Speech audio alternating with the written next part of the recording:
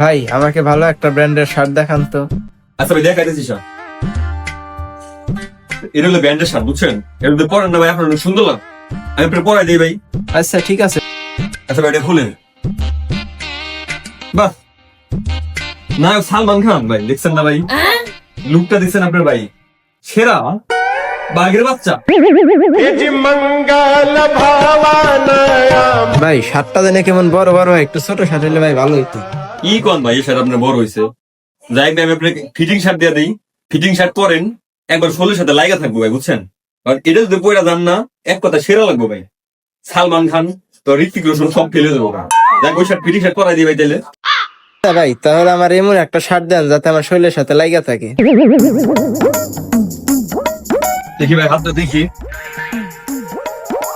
দেখছেন ভাই, এটা এটা একদম ফিটিং হবো, এটা ফিটিং শার্ট মনে হয় না বাংলাদেশে আর কেউ দিতে পারবো, বুঝছেন? একমাত্র আমার দোকানে এরকম ফিটিং শার্ট পাওয়া যায়।